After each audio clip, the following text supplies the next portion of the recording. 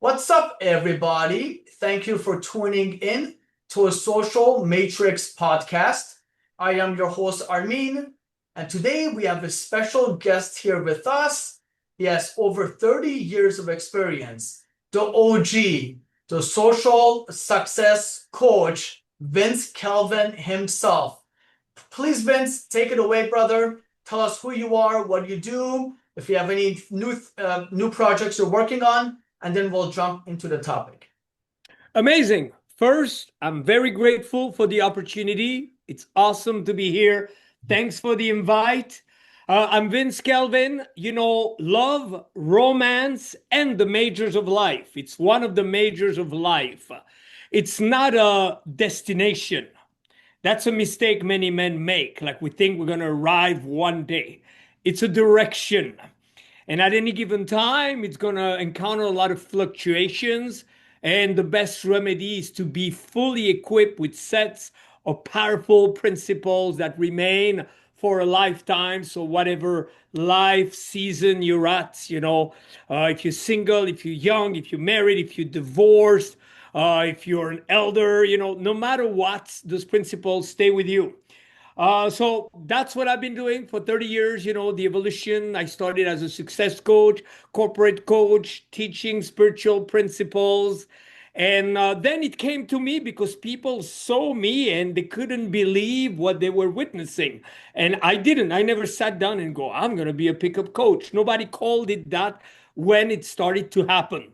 I was teaching other classes and people came to me for that because they saw the results that I produce. Results is the name of the game. So the journey is extensive. I think that, you recently, I think, had we call it your spiritual brother, AZD on, and AZD always says, life is game, game is life. Some misunderstand. Some, they start to think that, oh, you don't really need to work on your game. You just need to have a great life. I know many men who have achieved great things. They may be famous, they may be wealthy, and they still totally, completely, absolutely suck with women. But at the same time, I also know plenty guys, it's very shallow. Hey, how would you pick up that one? So I think it's about an expansion 360 for the sake of human evolution, the sake of intelligence. I always do so much, So we got Pickup Academy, 7-day training coming up in LA. I started it in 2017. So that's what, 18 years ago? Am I correct? Wow. Pickup Academy. So 7 entire days. We start at the beach. There's so much coming up, but so I keep it at this for now. And again, I'm very grateful to be able to be here today. All right. Passing it Awesome. back. Awesome. Yeah, that was a really great introduction. And that's amazing. Now, the topic today is on self-expression, self-love, and being authentic. Now, I have seen your stuff, Vince, for about like 15 years or so. And personally, I'm a huge fan. The fact that, we're here today, you're in this podcast with me, this is a dream. Okay. I have waited for forever to be able to be in front of you here and speaking with you. Now, I love what you do. I love your self-expression. I love, you're so authentic and real and so raw. Now, what has been your journey like with being more authentic, and what was the starting point? Like before you were able to find yourself, who was the old Vince? Wow. First, thank you. I feel you from the heart, and I'm not surprised you picked those topics because you come across as very authentic, very loving, very real. I appreciate your support. I know you've been following for some time, so and it's a true pleasure to be here. So the journey, I would say, it's kind of the same for everybody. When I first came to America, there were no social media back then. So there was a gap, a cultural gap that was a little bit greater. So, I got very shy. I arrived in Boston And I remember everybody seemed so cool, so up to date. And even though I had experience not being shy before, suddenly I got very, very shy. I also, I came here to go to music school. And one thing that happened a lot was, let's say, for example, I went to MIT in LA, Musician Institute of Technology. And the program was 1 year back then. So at the end of the year, everybody that I knew, that lived in the same building, they all went back home. I decided I wanted to stay. So I would suddenly go back to being just by myself. I have zero family, my girlfriend, yes, but other than that, I have zero family in the US. So all of that made me more aware. I hit a rock bottom like many do, and I'm still propelled by that rock bottom in my early 20s. The next level was being comfortable in certain settings, but not other settings, kind of being in between. And, I got married very rapidly because I wanted to stay. And it was a disaster. I wasn't a good judge of character, like for a fast, fun adventure of one night or two, perfect candidate. For anything beyond that, worst candidate ever. She passed away. And Oh, when she sorry. passed away, I hear some guys say that they have approach anxiety. I had approach phobia. Mm, So all of that confirmed one thing. I had to work on myself. And I was inspired by, people like Tony Robbins when I heard, I once heard him say something like, for every two, three presentation that other people would make, he mm, would make at least double, if not triple. mm, And that stayed with me. And I always took more action. Also, one thing I finished with that was interesting was the fact that I had been in music school for 10 years. And studying music, I don't know if you're a musician or not listening, but studying music is you suck at it at first. It seemed impossible. It's off. It doesn't feel like you're going to get it. It can be painful, not only to the fingers, but also, when you're learning and it's not coming together, you tense. And then eventually you get it and you got to break it down and you got to practice, drill. So mm, suddenly I'm going to all those self help seminars where people are debating, talking, but nobody is really practicing it. And for me, that's what I got trained to do, to practice.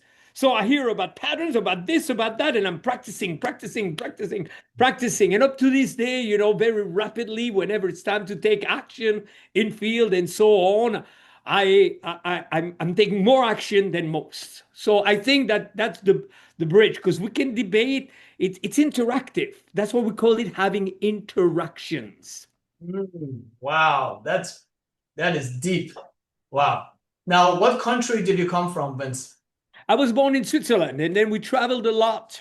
Mhm. At the time when we could only stay 3 months in other countries, I've lived in London, in Amsterdam, in a place called Karlsruhe in Germany, in Italy, as well in the summer. Sometimes we passed by Belgium and Paris. So I did a lot of traveling when I was a kid. I Say, see. Okay. yeah, Okay. Wow. That's really. I'm from Iran. Oh, that's cool. very cool. Yeah. Like a ZD. Yes. Yeah. Actually, we spoke in Farsi on the podcast too. That was cool. Mhm. No, that's amazing. That's so your story is really different from other coaches I've heard, where a lot of coaches are engineers or they're always like in computer science fields. For yours was completely different. Yours was in music. Now, was it through music that you found, you said you mentioned you took a lot of action, you executed, you actually, it's not just theory, you're applying everything. Now, through music, was there some kind of an epiphany you had where you felt like, okay, I'm I'm more inclined to be more social. Like I have to take action because of something that happened to me through majoring into music. Well, one thing that I studied a lot was improvisation. Mm. And I think that Mm. in the end, the essence of doing better in life, in life, it's about survival at the bottom and eventually success at the top. mm, whatever our definition is, but there will be moments of crisis and opportunities. mm, And, we're all the same. We do well for as long as we do well, don't we? mm, We do okay for as long as we do okay. So for me, the essence of improvisation mm, is what do I do once I reach the place of not knowing what to do? And both at the level of being social, it's priceless. And at the level also of, stirring your life. mm, Suddenly there's a moment of crisis. I don't know what to do. I can improvise. So improvisation was a big element, and also the idea, of expression, mm, self-expression. And right now, it led me all the way to, it's interesting, you said self-love. So one of the things that really fascinates me, self-relation, mm, you relating with you. I've been with me, you've been with you, whomever listening, since you were born. So, whatever we're around all the time, we may not even be aware of. A fish doesn't know that they're in water. And I think all relations that we have with people, with things, with places, with ideas, with life, starts with our own relation. But the first problem is that we become absent to our own relation. And then we usually focus on only a few modes of communication when it comes to self communication. Complaining, oh man, why do I have to do this? Complaining, okay. The other one is contemplation. Oh, should I do this or should I do that? Bragging, oh, well, yeah, I did that. Yeah, I'm good. But we do not exercise praise, reassurance. When we're in distress and we get upset, we don't come to our own rescue. So, to me, the art of self relation is number one, be present to you because you're with you all the time. You forget about you. So to become more, hey, how are you? Watch because right there, many people they think that being present with you is inclined towards, oh, I'm not okay. No, no, no. It could be, hey, I'm more okay than I knew it. And then from there, become your first source of reassurance, of encouragement, of enlightenment. And you're not going to do it perfectly, but try to be more attuned with you, your needs, and aware, self relation. So, self expression, am I repressing? Am I concerned that I may say or do the wrong thing? And more, I repress. I want to please others. I'm constantly concerned. Instead, I got to express. mm, And self relation. How do I relate? Do I get upset when I'm upset? Do I dramatize when I'm in distress? Or do I become my number one source of assistance in this moment? And then, being authentic, we got to watch. There was a whole, like in the pickup community, the authentic movement where suddenly they'd be like, you have to be authentic. And how is that more authentic? Be authentic is to not apologize for who I am, to not be so concealed.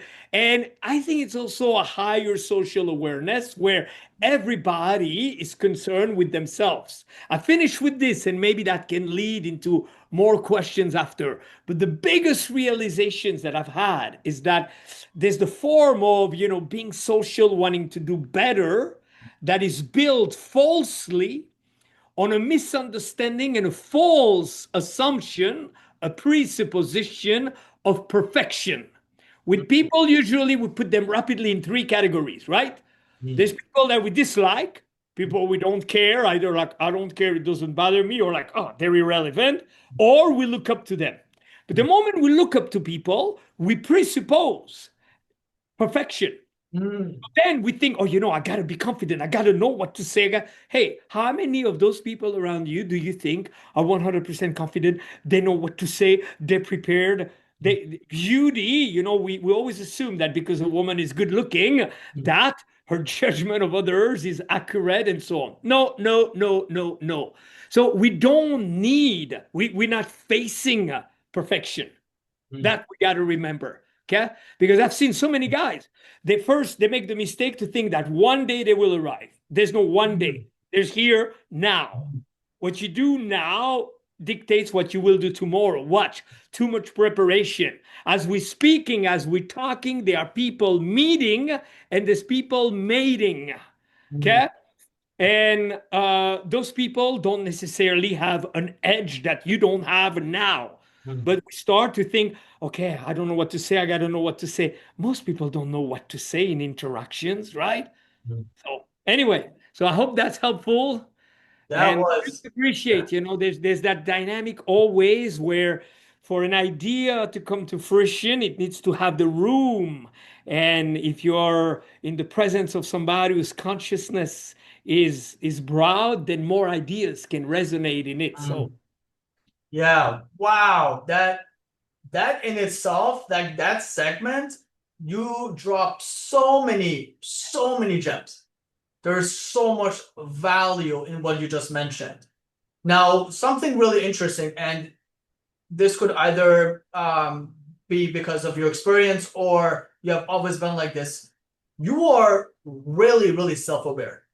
Okay. And this whole conversation, like you know the no. And it sounded like you were mentioning that you want to pretty much become your own best friend. Always be on your own team, support yourself, in especially if you're at any moment, even if you're super happy, you're low, whatever the case. I don't want to put words in your mouth, but if I'm paraphrasing, that's what it sounded like to me. Now, for somebody out there who is having a lot of chatter in their mind and they have a lot of noise, how can they work on to be more self-aware like yourself? mm. Now, you know, thank you and brilliant question. We got to watch out because Mm, not only we could assume perfection outside of ourselves, we mm, forget that, hey, that girl, yes, her features are lovely. Don't go too far. I mm, used to be around people in Hollywood that would do castings, and those people were brutal. At some point, I was part of the Miss America pageant, as a coach. wow. And then I saw the judges, and those people were brutal. For every time a guy goes, "Oh my God, she's so hot," those people would have been, yeah, I always remember this guy was a model scout from Paris, and suddenly he looks at a picture of a girl that I show him, and he goes, this girl, give her 3 years and she has cellulite." Wow. And every other guy would be like, "Oh my God, she's so hot." So we've got to watch out because we overly emphasize presupposed perfection in others when we like them, when we want them, when we want something with them, and we don't realize that creature is walking around. Imagine around everybody that you meet, okay, there's a regret, area of regret. There's some insecurities. There's some skills tapped and untapped. There's something that they need to do, they haven't done it, and it's like, yeah, I know I should do it. There's some annoyance with someone, a disturbance somewhere, somehow, and it's all of us. So the first thing, don't presuppose too much defect. If you have a lot of thoughts, welcome to the club. Watch, it's victimhood mentality to think it's just me and everybody else is doing so well. That's the human experience. The mind is, it's like the cloud. And whatever you put in the cloud is in the cloud. So if one day I have a bizarre thought, that thought it's there. It's not gonna, if I see a movie and I have a recall of the movie, it's there. So it's a multitude of all over the place.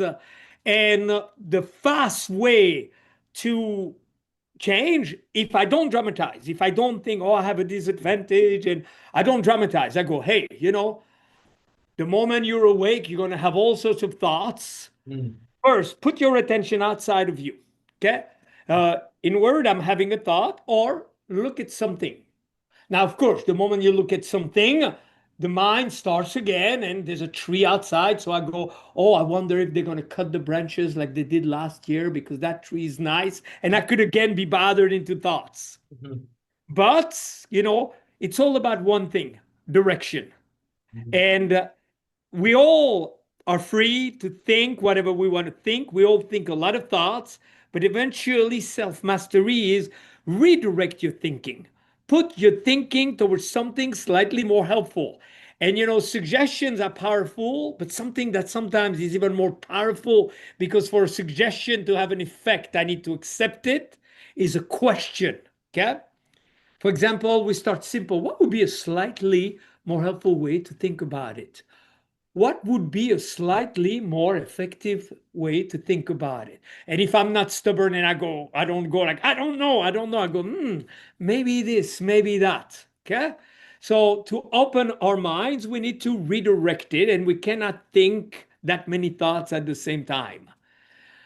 And it's a journey, and nobody's doing it perfectly. Don't isolate. That's the problem. We presuppose perfection. We presuppose defect on our side, and then we wrestle. We struggle. Next thing we know, we're thinking and acting and talking like victims. When in fact, I could be part. Part of the discovery of self in life is how quickly can you readjust your thinking.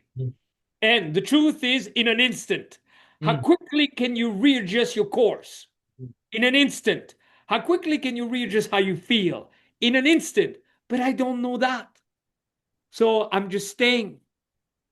And then I fantasize. I think others, I we all come equipped with certain qualities, but I would never make the mistake, to to think like, oh, maybe you always were like that.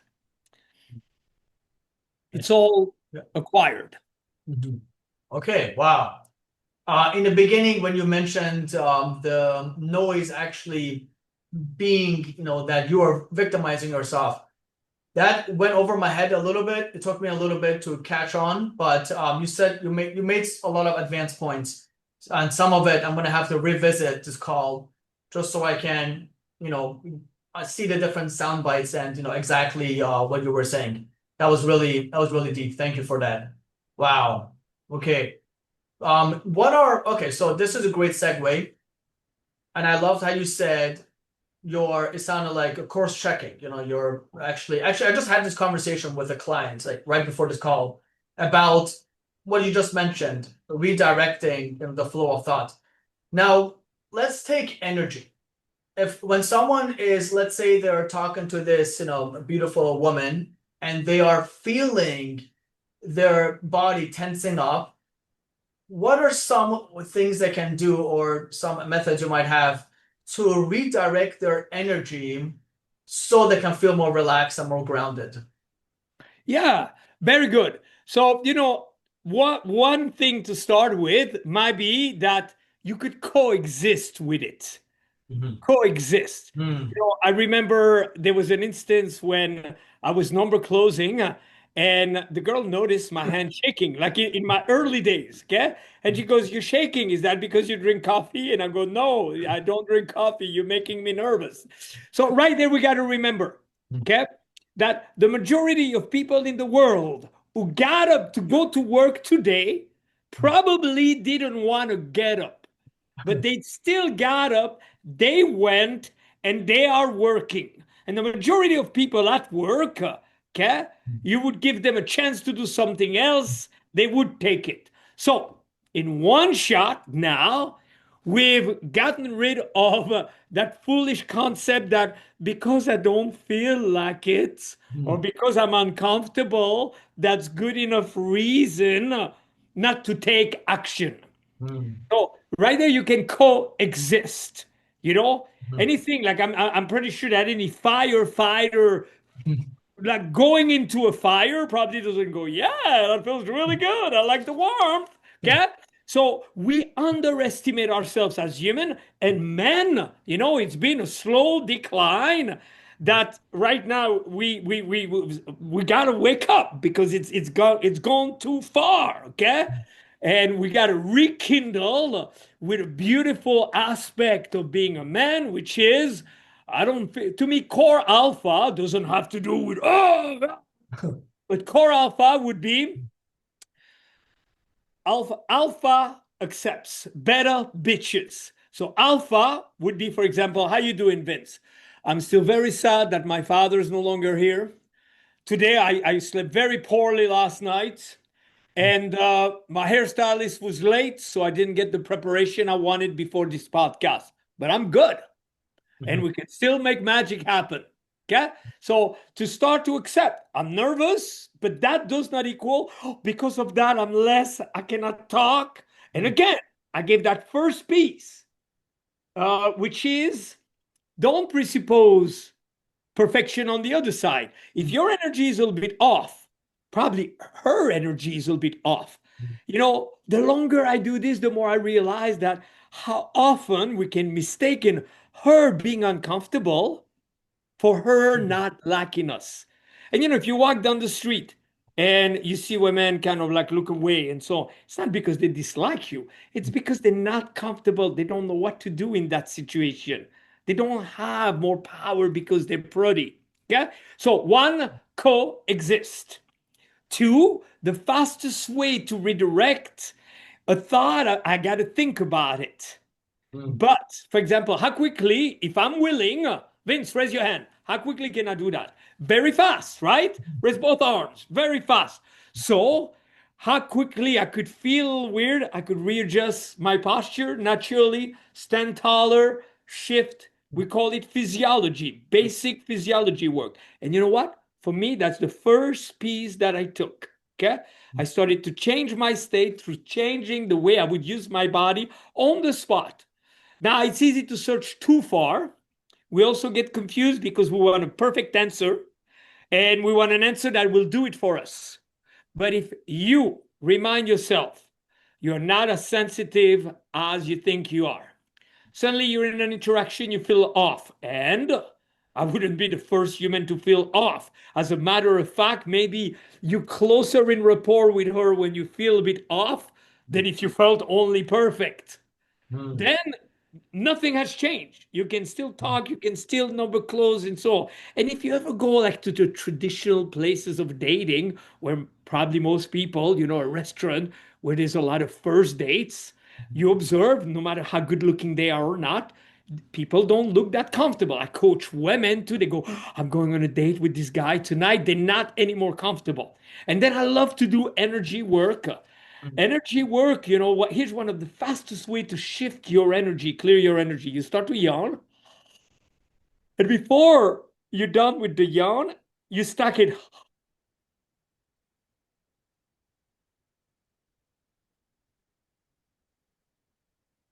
And that will start to clear your energy field. Wow. Wow. You cannot really do that, but part of being authentic in field, part of being authentic, sorry, is call it. I just stuttered right now. Okay. Watch, because a lot of guys that, they live by themselves or they have roommates or even if they still live with their family, then you start to live in a little reality and you don't know women, so you create too big of a gap like them and you have an agenda and you don't really communicate and you don't know what you can say, what you cannot say, and the gap grows bigger. Now you take a guy, let's say he's married, he wakes up, she has bad breath, he has bad breath, they have kids and so on. You start to realize, okay, I was a little foolish when I wanted to all be so perfect. Oh no, I'm not going tonight. I don't like my hair. I don't know what to say. Who's there? I've never been there. Oh, I don't do night game. I don't do day game. Okay. It's just I get more real and it's refreshing when you call it. So if you stumble, call it. You make me nervous. And me, I created countless, you know, material openers, topics, and they became routine through other people by starting with what I was feeling. Okay. I noticed one thing that happens a lot is suddenly I'm focused on something and they grab your attention. So that becomes the opener. If as they grab your attention, they make you nervous, you go, hey, are you aware that not only you grab my attention, but you making me nervous? I hope you're not going to abuse that with anyone. Seriously, here's the question of the day. If you were to find out that you have a strong effect on men, would you abuse it? Tell the truth. See, and I'm refreshing in every possible way. Okay? And there's nothing wrong with stumbling, stuttering. There, work it two ways. I finish and I pass it back to you because I know it's very rich, but I'm dumping 30 years right there. So don't only work it in the way of wanting to be more comfortable, having the right energy, clearing your energy, and so on. Work it in the way also of diffusing the fact that if we stop for a second, one day if you're in field and you don't really feel like interacting, all good. Don't do that every day, but once a week, okay, you sit where it's crowded and observe human behavior. It's all over the place. And without being judgmental, because I love people, but it's a bit of a disaster. Okay? And so you cannot be the guy that in the midst of suddenly somebody way overweight passing by, somebody going like, confused with their own sexual identity, somebody not paying attention, somebody this, somebody that, homeless picking the trash can. And in the middle of that, I'm the guy who goes like, oh yeah, but I just want to know what to say and so on. Wake up! That's not reality. Reality is it's all over the place. Listen to people. Most people, okay? First, a lot of weird tones out there. Too high. Very few people are well spoken. Second, they start sentences, they don't finish them. Listen, most of the everyday conversation doesn't make sense. Right? You pay attention. It's like, oh, let me tell you about this and that. It's like there was no substance. It doesn't make sense. But people still do it every single day. And suddenly we are shrinking ourselves, thinking what would be a good opener, what would be this, okay? And then you ease a little bit, and suddenly you open a girl, and she goes like, what? You ask them questions, and they go, I don't know.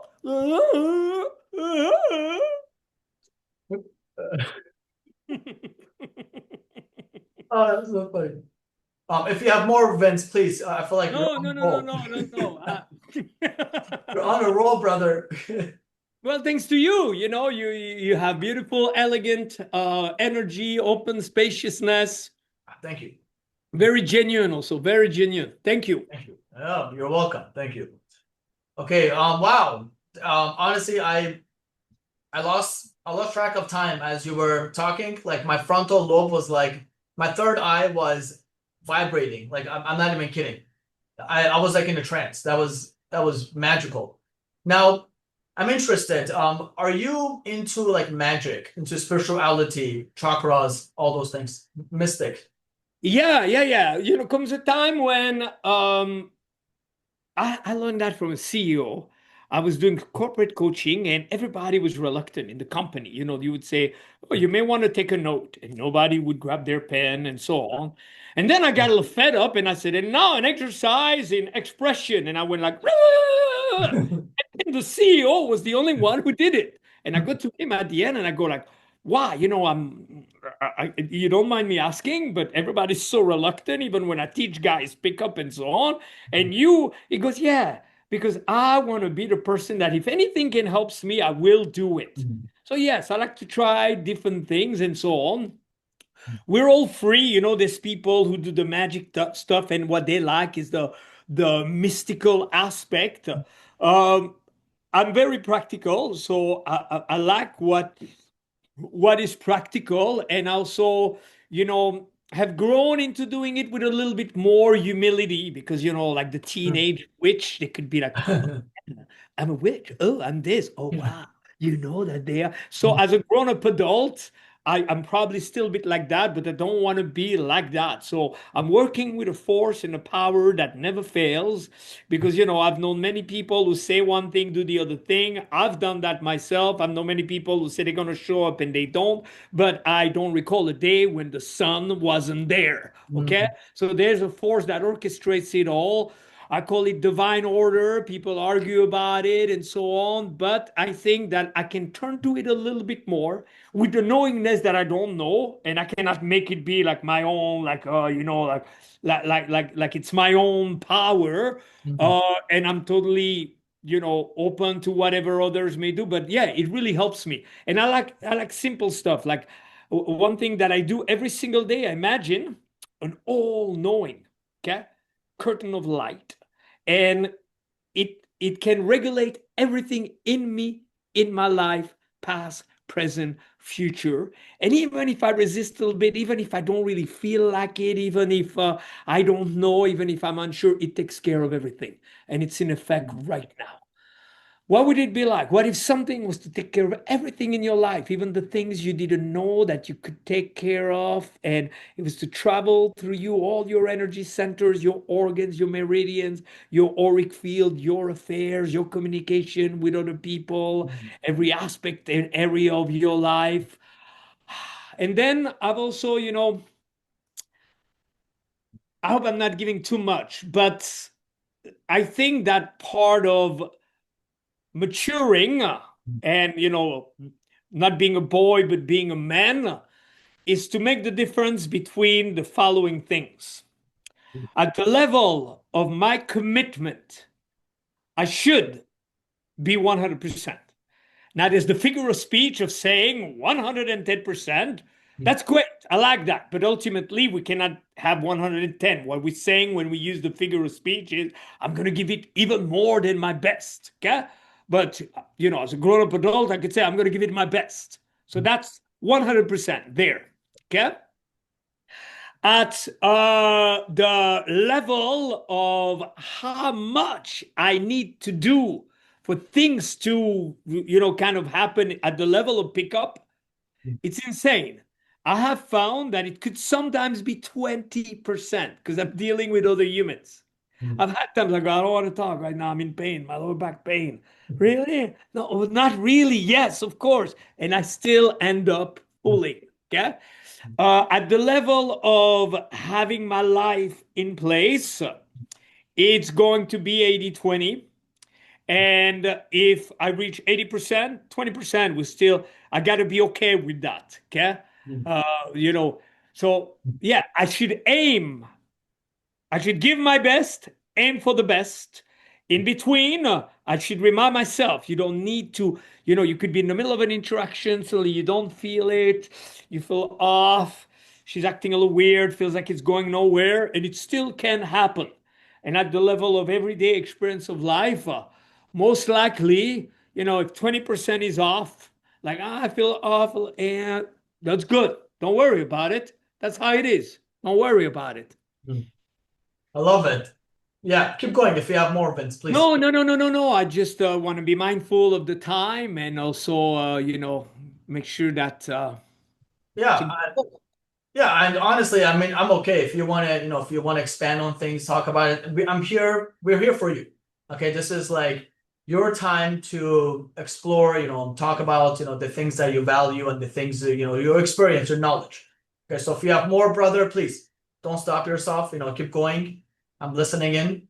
But okay, so everything you said, amazing, and it sounds like being vulnerable, not being vulnerable with yourself, and like just being able to tell the other person, how you're feeling, if you're nervous or whatever the case is, and also with like the magic and everything, understanding that it's like relative. The star's gonna come, the moon's gonna come, the sun's gonna come. There's wind.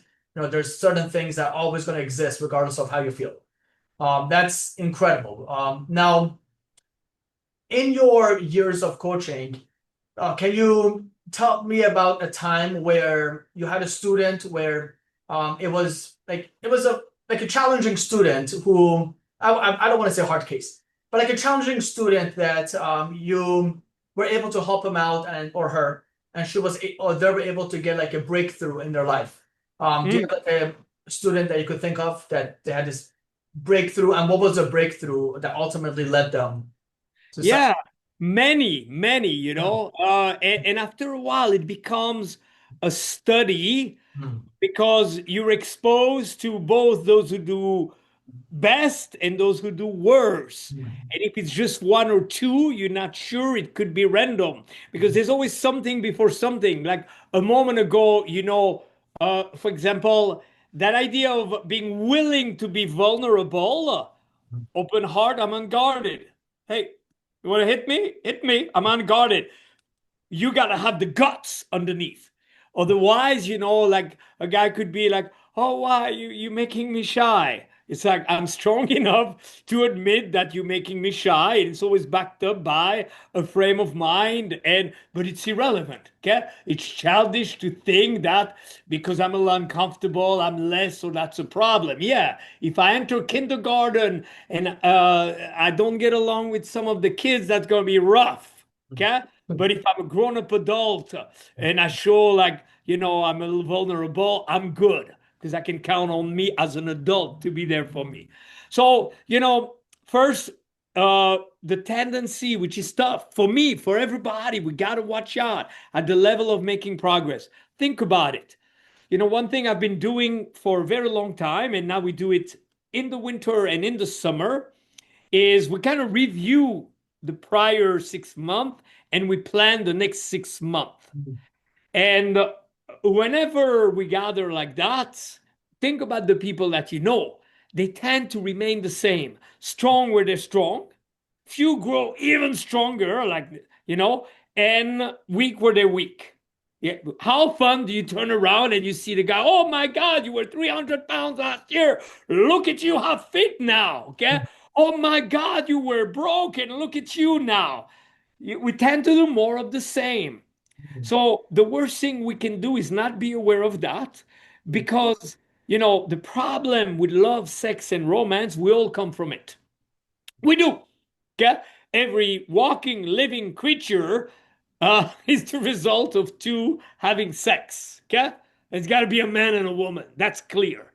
So then why would it be so complicated if that's the beginning of it all?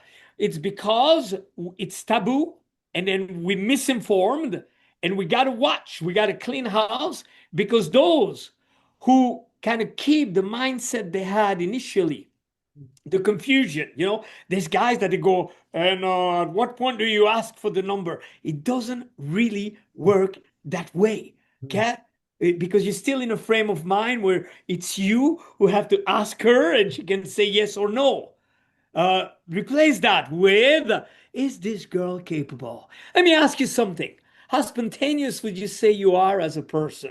No, because part of me is thinking she must be fun to hang out with again. And another part of me is saying, yeah, but she may be a little too shy, and maybe she's the type that will say, oh, I don't really give my number. So I'm having a bet. Make this one win. Come on. Okay? See, and even if at that point she goes, oh, no, that's okay. It's obvious that facing that, what I just did, she probably feels like it's her. So watch, you're going to have to constantly question how you approach it. 99% of what I hear at first when coaching somebody, see, my problem is this, I have that. All those self-diagnoses, they're completely off. They got to go. For them to go, it's the most basic example in the book is, you need to empty the cup before we fill it. Okay? There's not one good martial art, spiritual, self-help class that doesn't refer to that, but we got to live it. So then after that, steadiness. I wish, everybody wants the quick fix. Everybody is advertising the quick fix. I wish I'd be the first one in line. That's just not how it works, okay? Some of the greats, Brian Tracy would always say, can you be successful in the next business? Yes. How long will it take you? At least 5 years, but 5 years is nothing. 5 years is nothing, okay? So, you got to be steady. And then you got to watch because the majority of those who struggle, they got 1 foot in, 1 foot out. And it's really deadly when dealing with women because they're already so ambivalent. So, they craving the masculine that's not compromised. That's not, I know, but, gasoline on fire is a disaster. So you have to be more certain, more decisive. So that's the worst combination would be I come in with my initial idea. Oh, for me, I just need to, follow up with them better. Probably not. You probably need to rethink and change all of it if you want to get results. oh, I'm just gonna do this weekend, and no, you, if you want it, you gotta dive in, full immersion as long as you can. And anyway, it's not going anywhere. Your desire to mate with women is not going anywhere. And the worst that would happen, we gotta all be very careful of this. The guy doesn't really have anyone.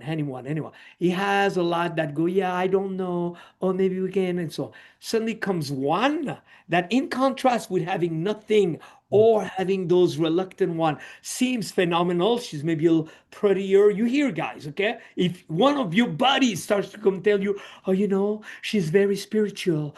Oh my God, she's an Instagram model. So slap some sense out of him because she's not only that. And how do you know? You don't have enough references. So what we've seen in all those years, like suddenly I went back to some cities. I had not been teaching there for a long time. And those who came back, they were guys who didn't really go at it strong initially. They eventually met somebody. It turned into a disaster. And now they're back in the game with another 5, 10, 15, 20 years. You don't want to be that guy that has to come back because nothing will have changed. If anything, you'll be more reluctant, more disappointed, okay, a little bit older. On the other hand, if you really open your mind and you become more teachable and you just give it the necessary time and then you keep on coming back to it and you apply and you're tenacious. And the greatest quality of learning is that you got to be willing for it to not that be that great for an extended period of time. That's why we all go back to, oh, but my problem is. No, no, you don't have that problem. But it's a lot easier to go hide underneath the little problem than it is to do something unwell for some time. We don't. Plus, also, if we were kids, got fresh into life, we would be okay. Like, I don't know, but I'm going to try. As grown-up adults, we all have our own little systems, our own little ideas, and so on. So it's not easy to go back to, okay, I don't know. I need to admit. Okay, in all those beautiful programs, 12 steps. Step one, admit. A lot of guys in the pickup community, got to admit, I suck with women. I'm not going to dramatize, but I'm going to remedy with everything I have. I hope that's helpful. And yeah, I've witnessed also incredible evolution, and my favorite evolution is when it's 360. We got a gentleman that just won a fight. He's an MMA fighter. He won the fight. He's like a beautiful relation with his family. Another gentleman, he did a art exhibit, like something incredible. I have a class every single day. And during the class, we would see him that he was doing something. Oh, he was preparing art for, I think, 9 months at a time. And now he's got this incredible exhibit. One guy had a premiere of a movie last night. So, to really grow potently. And the majority will always question the idea, you don't really need this and so on. But the truth is, life doesn't come with an owner's manual. So I got to work on me. I got to work, and that's the best thing I can do because I don't know that others will change very much for me. And I'm not responsible for them. So I got to work on me. Wow. A lot of incredible points. Wow. Now, I'm really curious in what you're going to say to this question. How do you come up with your creative system? Your creative thoughts, like when you're thinking about, and like, let's say you have like a challenge ahead of you. How do you go about figuring out, okay, where should I start? How should I tackle this? It's funny because before you mentioned engineers, Hmm. and I was a recording engineer as well. Yeah. And I like in the Renaissance, I think they really grasped the Hmm. point. I think we're all artists, engineers, we all have those different sides. The real Renaissance man was multi-talented, or they were aware of the different parts of life. It's later on in life that we put ourselves in little boxes like, I'm an engineer, I'm this, I'm that, I'm that. I think who we are is yet to be defined. Wayne Hmm. Dyer once said, who I am is yet to be defined. I like that. I subscribe to that. I don't know who I am. I will never know. Um, so part of higher engineering To me, it's to have the higher logic. Many men say, oh, I'm pretty logical. I think you're not logical enough, because ultimate logic in nature is water doesn't go back up the stream. It's adaptation to what the environment calls for. There are certain situations in life where the order, the syntax should be, hey, think, okay? Really think this through. Okay. Now we associate with state to, I got to think this through. Most people would start to stress. Stress won't help you. The best brainstormer, they would be, okay, I could do this, I could do that. But sometimes we need to know before we do. But Mm, I think that if I'm facing any challenges and it doesn't involve, like, should I sign the document or not? Okay. And I have common sense, like, should I pull the trigger or not? Then I have to engage myself. It's like getting a car out of the mud. So it's the law of engagement. And check this out, okay? If I'm right here and I want to touch the screen, I can't. If I'm right here and I want to see what's behind the screen, I can't. If I move closer, I can touch the screen. Right now, you don't see it, okay? And I can see what's behind the screen. So it's the law of motion. I wouldn't think too much. I would act a little bit more. And of mm, course, to have the clarity of mind and discernment that there might be certain situation where we gotta, think it through. If we, let's say, we're about to launch something globally, and if we were to recall it, it would ruin the company. Let's test it a few more times. If we're in a setting where it's not an emergency, that somebody went, is there a doctor here? And we're conducting surgery. Let's think it through a few more times. But, to interact, to become more social, to become, to love yourself more, anything that's of a emotional, spiritual, emotional, mental, and behavioral nature and practical nature, motion. mm, You move. So for me, I engage myself and the rest will follow. And I'm not surrounded by perfection. And I like to contextualize what is the relevance. Part of calibration overall in life is the gauging. Okay. Sometimes you have guys who go like, you say, hey, tell me something. Tell me a story. They go, uh, now, in a setting where everybody just said something amazing, it's like, it's your turn. No, no, no, not me. Although we don't need to do that. But in everyday life, every story counts. So we got to relearn how to gauge mm, just, what is the risk of being off or not. mm. Wow. Okay. Yeah. Mm. Wow, that's really incredible. Wow. You make a Okay, lot of, good. whenever you answer the questions, Vince, you always have like 20 points. That's the price you pay for sticking with something a long time. No, it's good. Like this is incredible. Okay, and it's again like it's like a spiral web. You say something, and then it's like this and this, and then you connect it all together, which is beautiful. Like, it's brilliant. I love it. Okay, great. Now a question that a lot of individuals have been asking me, and I was thinking about it for some time, but I'm going to ask you is so a lot of people in the community, myself included, I've always heard that you have had over 5,000 makeouts. Now, from out of those 5,000, or just in general, people want to know what is your lay count? It's over 1,000. Hmm. Okay. And is that in the span of the 30 years? Yeah, we quite a bit before already. Hmm. Okay. Wow. Yeah. Now, the idea with numbers, for me, at some point, it became about setting standards, Hmm. exploration, and also appreciation of the moment, the experience. Um, I think that what's relevant is that you don't deprive yourself from something that you want. To me, the greatest gift in the end, because at some point they'll all be gone, so will I, and once it's past, it's not the same. The relevance of it Hmm. is behind. I want to also demonstrate, I think that there's been a decline of this will surprise everybody, but and I'm thinking too many thoughts at the same time. So finish the first one. Okay.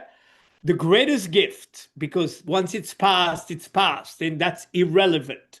Okay. You should never have other people pressure you. Okay. What? Okay.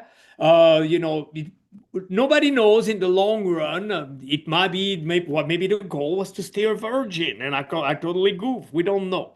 But here's what's important: the greatest gift is if there's something that you want, you got to get it. Because in self relation, that's the core.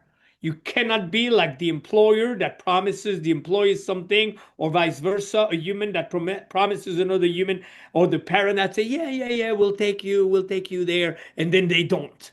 So if something is dear to me, I got to provide it to me. It aligns me. Okay. So that is it. Now, what I'm doing, I want to pass it on. There comes a time, where I didn't expect that. Years ago, we did a program called Legacy, but more than ever before, I get the same. Like if I would be like, man, I got 3 other lays this week. Yeah. Now I get the same, like seeing, like, wow, look at that. Look at him at his premiere. Oh, wow, look at he did it. Okay. Which, because I'm 57, heading on to 58. And then I also feel that, after a while, it's been eradicated that like the future of humanity will be a man and a woman have to mate and bring life forward. So I had one guy at a podcast when I talked more about, how I live with my girlfriend. They said, "Oh, so you guys are like a nuclear family." And I go, "What do you mean?" And he said, like, yeah, that's terminology in the 1950s when, there was values and a man and a woman would get together and live a certain way. And I think that it's important for those values to be rekindled, because otherwise, where's it going? 2, 3 generations from now, So the beauty of, two pairing and deciding to create something from there. So maybe I worked it a little bit backwards, but It was good. It was good. yeah, Actually, you might have already answered this question when you said to tell grow me. quickly. But what do you think guys are doing in your professional opinion? What are guys doing incorrectly in this new day and age versus men in the past? Okay, gradually, you know, maybe to some degree for the better. Okay, almost like the surface of it. Okay, Mm. sometimes you put a dish together and you just keep the surface of it. Um, we become a tiny touch more sensitive. My grandfather, my great grandfather, I'm sure for you they were really rough, tough guys. Okay. Mhm. But we started to think that the solution was to explain our problem. And after a while, that becomes the norm. Okay. And it's almost a disgrace to a real problem when we go, sometimes I'm not comfortable. Yeah. And that doesn't prevent you from acting. So rekindle with that ability and how is that an issue? One of my first teachers, one guy from the Netherlands, Hans de Jong, everything people would ask, oh, I should write a book, but I'm not. Woman, oh, I'm overweight. Well, he would always say, how bad do you want it? And then when people would go, oh, because of this and that, it would be, and how relevant is that? It's not relevant. I hear you. I feel the same. I have compassion. Okay. So rekindle with you're more capable. Don't underestimate yourself and that idea, that victimhood of thinking that we have a disadvantage. Cease to project the following 3 things. Presuppose defect. There's no defect. You're capable. It's possible. We all have pluses and minuses. The real survivors in life, they never emphasize the minuses. Mm. Never. It's a mistake. It's those who don't deal with that much difficulty, but those who deal with difficulty, the cancer survivor, the people that are really in major life crisis, they're not, because they can't you can't afford it. If you're really in a shit situation, you can't afford complaining. It's in luxury that we think we can afford complaining. So uh, don't presuppose defect. If you enter game thinking, yeah, my problem is, how do you know you have a problem? What if you just need a new mindset, more action and experience, and reference, and you can be brilliant. Side note, when I was teaching music to little kids, I soon started to realize that it would be possible that a person, what, they play terrible, but they're very good. What does that mean? Pick one, Vince. No, no. In this moment, because they're beginners, their playing is terrible. But I can tell that they're better than most, and through time, they're going to get really, really good. And maybe that's you. Maybe you're going to get really, really, really, really, really good. Don't presuppose defect. Don't presuppose difficulty. People who constantly emphasize, oh, it's hard, it's difficult for me. The wiser way to dealing with difficulty is find ways to make it slightly easier or Mm. endure it more. But to overly emphasize difficulty will bring nothing. And the third one is defeat. It's never over until you decide so. We're not going to do that perfectly. We're still, a long way from like real, like, ability to really thrive as a man, but we need to rekindle with being able to do more. So I hope that's helpful. I think we did it. What do you say? Or anything more? Or thank you for Uh, being so gracious. You're the greatest host ever. Not too long ago, I was asked to be on a podcast, and it's amazing what we bring. Because I was concerned because the guy just started with 10 minutes of talking about his programs, what he was selling, what he was doing, and then he would barely ask me a question, and he would answer the question 3 times longer than me. And I was like, That's not an interview." But you were superb, splendid. So. Thank I you. would I would recommend anybody. I say, oh my God, you got to go on his podcast. Hey, I appreciate that, Vince. I actually, I'm a person that, if I suck at something, I will work on it. I've been watching all these other people doing their podcasts, taking notes, making sure that whoever I give a podcast to, they're able to go into their story, expand on it, and most of all, I don't want you to feel like you're talking too much. That is fine. I want you to talk for the whole hour. Okay, that's amazing. That's good. So if you're the more you're talking, the better it is. Okay. So if anything, yeah, I really appreciate it. Thank you. Vince, I did have two more questions. If Please, you let's don't have the let's do time, it's it. okay. Okay. Two more questions is, and I like to ask this to everybody. Um, can you name some role models and mentors you have had in your life? This could be in life and also with seduction and dating. And what were the lessons you learned from it, or the biggest lesson like they taught Well, that's going to surprise everybody, but I came full circle. The greatest role models that I've had in life were already given to me by God. It was my father and my mother.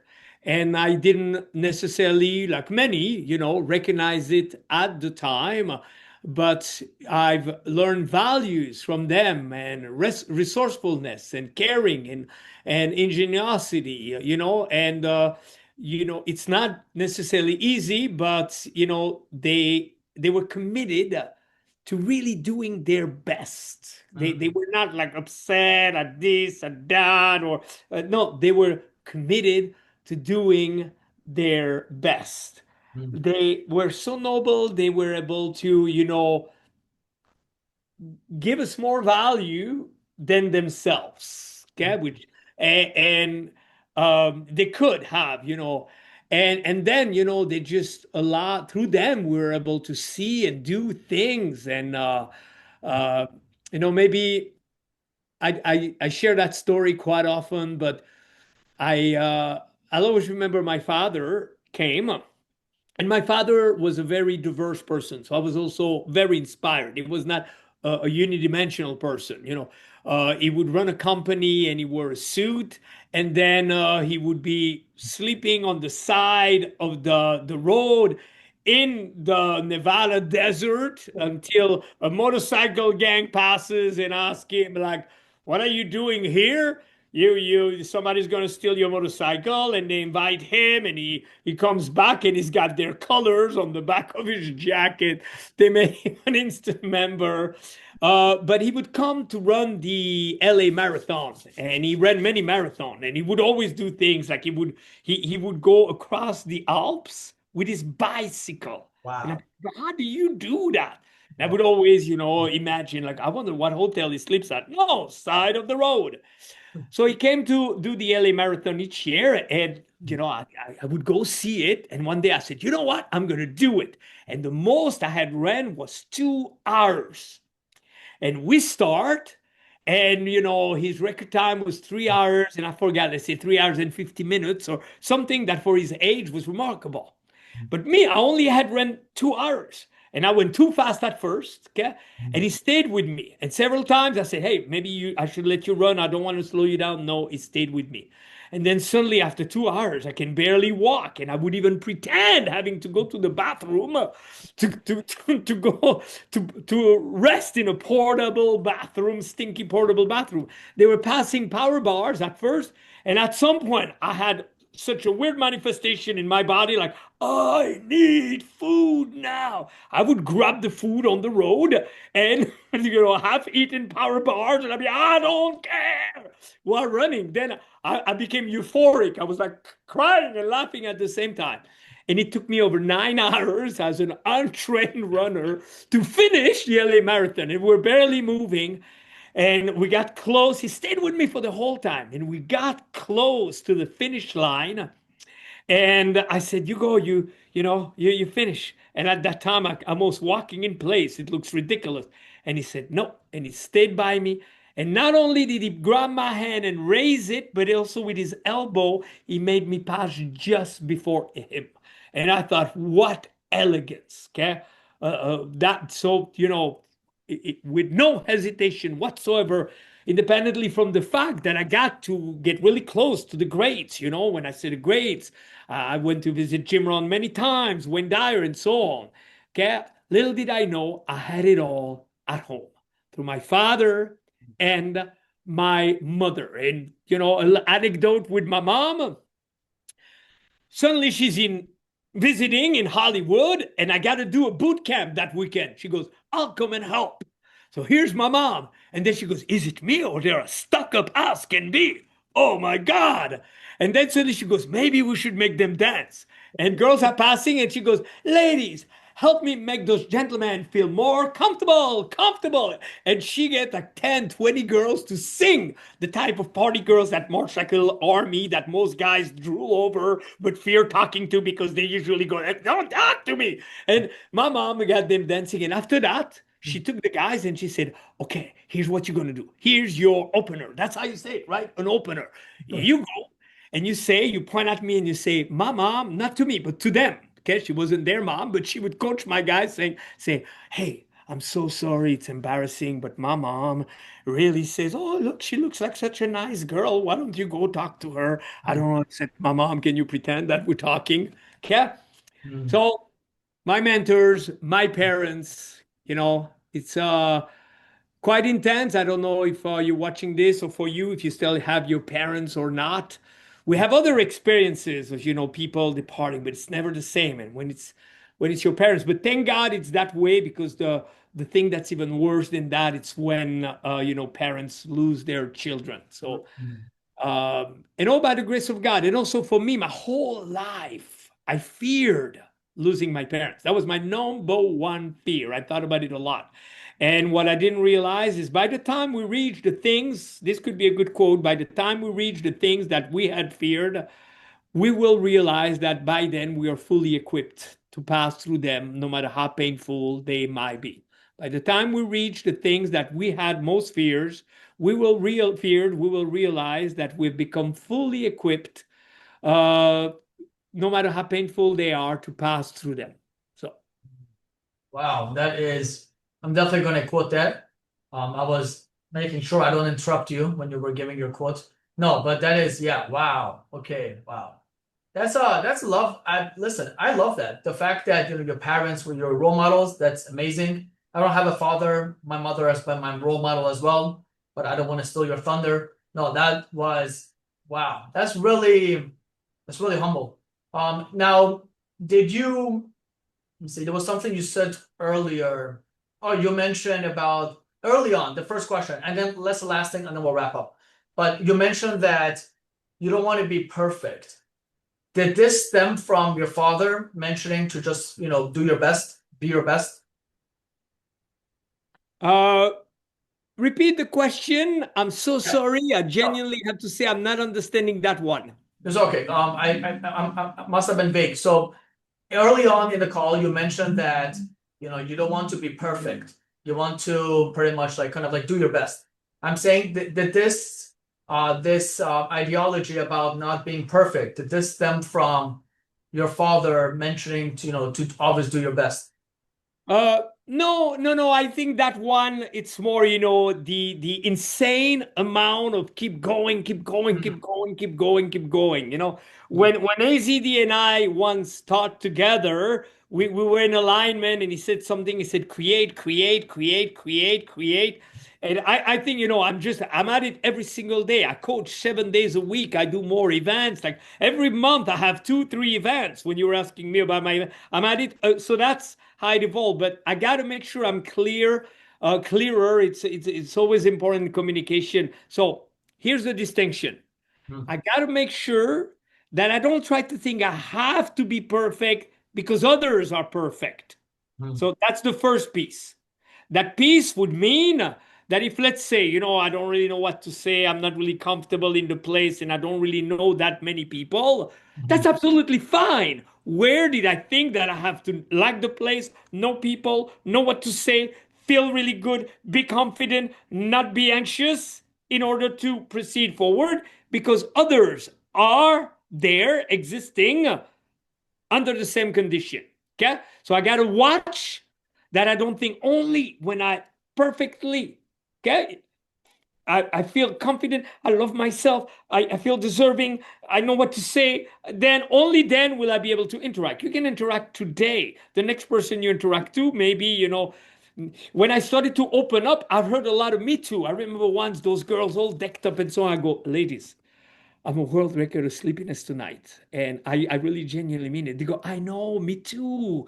And then we started to share notes like, what do you do? I'm supposed to stay here. I'm at a friend's birthday. I know I'm with all those guys. I'm supposed to stay here too. Oh man, what I wouldn't do for a bed. Okay. So one, stop presupposing that only when you have it perfectly will it work because nobody else has it perfectly. That's one. mhm. Okay. Two, it would be foolish to grow below. One motivational speaker, I think it was Zig Ziglar, would say it's funny because in nature, a tree will not grow 80%. A tree will go to their full potential unless they're obstructed. Us humans, we don't go through our full potential. So, right there, I should aim beyond and constantly thrive and strive. But there's also going to be the fact that on any given day, there's going to be a counter force. Okay. And if I'm a perfectionist and I only feel happy when everything is in place, that's a bit childish. Okay. Part of maturing through life is to know that there's going to be aches, there's going to be struggle, there's going to be this, there's going to be that, and that's okay. So that's what I meant. So the Okay. three different ones would be at the level of, watch those who build their game, still presupposing that beautiful women know exactly what to say, they're experts with men, their values, their taste, their everything is perfect, they're great kissers, they only smell good. No, okay? So watch because there's those guys who keep on thinking. One guy, I've known him for 8 years, he's still trying to be that perfect, and he freezes in field because it's comparing to perfection that doesn't exist. The second Mm, one is grow to your full potential. mm, And don't ever underestimate my formula that I live with I'm sorry, each day is do what you can, when you can, how you can. I used to hate that. I was like, that's so weak. I want to do way more than that. mm, Because if you really stick with do what you can you get up now? Can you go? Can you walk towards her? Can you say something? Can you speak? Can you type? Can you call? Can you answer? Can you lift the weights? Can you put on your shoes? Yes. So you can do way more. Do what you can when you can. Can you do it now? Yes. Is there anything preventing you? Guy goes, oh, I know I should work out more. Is there anything preventing you from getting up and going now? No. Okay. So you're telling yourself stories, what you can, how you can, when you can. And then, maturity is, you know, like a battery, there's a pluses and a minus, and there's constantly going to be some stuff in life and to make us grow. So I shouldn't be a perfectionist and hope that one day everybody will like me, everything will be in place, I will be, and so on. And it's also circular at the same time, meaning we will all fade. So, Mm. yeah, Well explained. Thank you for that. That makes a lot of sense. very good. That's Yeah, really I don't good. know if you can see my eyes. Now I'm reaching a place almost like I may have one more song in the jukebox. No, No, never. no. This has been great. But the last question I have for you, and then we'll wrap up here, Vince, is that do you have any books that you recommend? This could be from seduction, could be like mental health, anything of that sort. Ah, that's always an interesting question. And I think that it's a question for me. I don't do recommendations anymore Mm, because I have learned the hard way that sometimes you can recommend, but you don't know where and how it will turn out. mm, So I can only be responsible for what I create. mm, Okay. Now, that may appear a little bit bizarre if we use to that question, I think we're beyond the book. I think the art of writing stuff is beautiful. mm, Read books, yes, love them. But I think that what I recommend beyond and before any books is the active practice, integration. mm, Okay. And if there was a book, it should be in this moment. You cannot even afford to go, oh, great ideas, I'm going to put that into practice. No, you won't. If in this moment suddenly you readjust something, you readjust your course, that's all that we have in this moment. Okay. There's many wonderful books just so I can create a polarity. The book that I really appreciated initially was The Greatest Secret in the World by Og.